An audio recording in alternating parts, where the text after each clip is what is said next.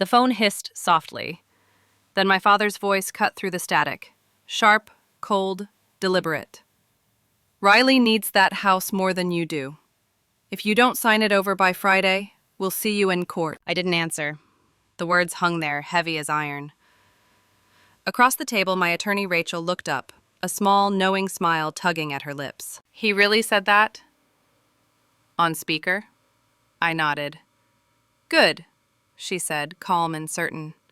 It's all recorded. That threat, meant to scare me, became something else entirely.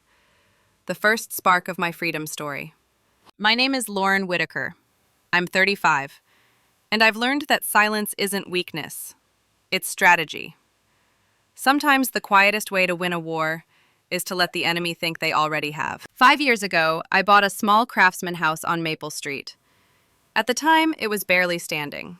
Cracked walls, a sagging roof, floorboards that screamed when you walked across them. Everyone said I was crazy. My parents called it a grave for my savings. But I saw something they didn't. Potential.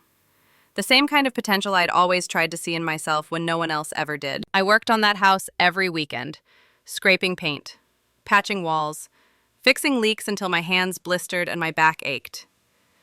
Meanwhile, my younger brother Riley dropped out of college twice, wrecked 2 cars, and burned through every dollar our parents gave him. Still, to them, he was the golden son. And I was just the stubborn daughter. Then, everything changed. One night, their realtor friend mentioned that property values in my neighborhood had tripled. Overnight, my foolish little project magically became family property. And I became selfish. The villain in their story. Rachel leaned forward one afternoon. You mentioned something about a trust fund? I nodded and slid a faded folder across her desk. My grandmother, Eleanor Whitaker, had left equal trust funds for both Riley and me, released when we turned 25. But I never saw a cent. My parents told me she changed her will before she died, that she'd been disappointed in me, and I believed them. For 10 years, I carried that shame like it was truth. Then, at Riley's engagement party, he laughed, drunk and smug, and said, "Man, I blew through my trust funds so fast. Guess it's your turn to take care of the family assets." I blinked. What trust fund? He smirked. The same one you had, dummy. Mom said you spent yours fixing up that dump. Something inside me cracked. The next morning, I hired a private investigator. Within a week, he found the truth. My grandmother never changed her will. Both funds had been paid out, to my parents. They forged documents, stole my $180,000, and used it to clean up Riley's messes. Rachel froze mid-sentence, her pen in the air. That's inheritance fraud. And now they're threatening to sue you for the house you bought yourself? I nodded. Rachel's voice dropped low. Good. We'll let the law handle this one. A week later, I was served at work, right in front of my coworkers. That was their goal, humiliation. That night, I sat alone in the kitchen I'd built with my own hands. The same place I'd cried over burned dinners and lonely nights. I read their lawsuit line by line.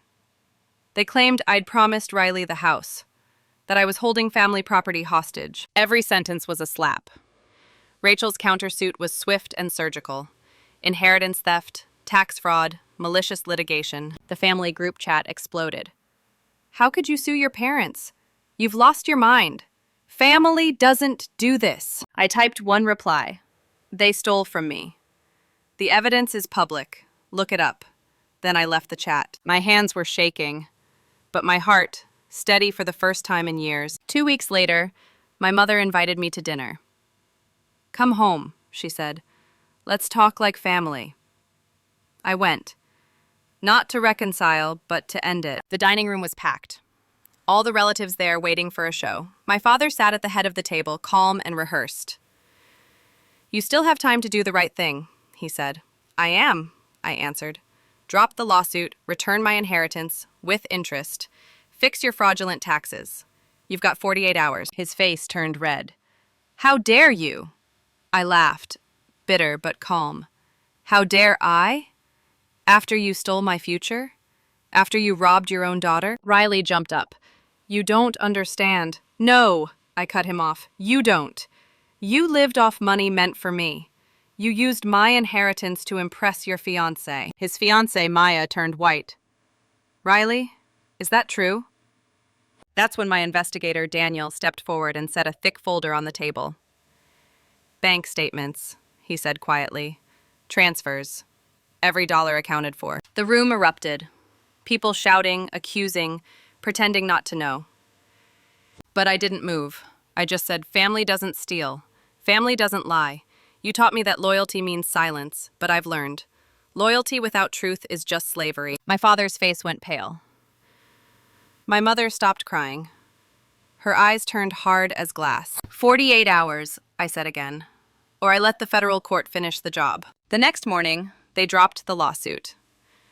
Their lawyer tried to negotiate, but Rachel didn't budge. They signed a full repayment plan, principal, interest, and penalties. They amended their tax filings, and they signed a no-contact agreement. The IRS fines alone nearly bankrupted them. They sold their house, the one partly built with my stolen money. Riley moved back in. Maya left him. The golden sun became the cautionary tale. Months later, I received a letter from my grandmother's old estate lawyer. He'd seen the court filings and tracked me down. Inside was her handwriting, and a small account she'd hidden all those years. If they ever try to take what's yours, she wrote, remember, truth has its own gravity. It always pulls justice home. The account had grown to $40,000. I used it to finish paying off my renovation loans and build the greenhouse I'd always dreamed of. Now, every morning, I walk through my garden, breathe in the scent of cedar and paint and peace. My parents live quietly now, in a small rented apartment. Riley still sends messages, asking for help.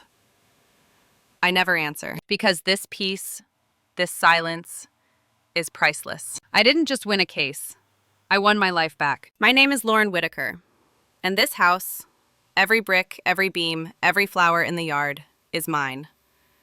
Not because I bought it, but because I earned it. Sometimes, the best revenge isn't revenge at all. It's living free, living honest, and never being afraid again.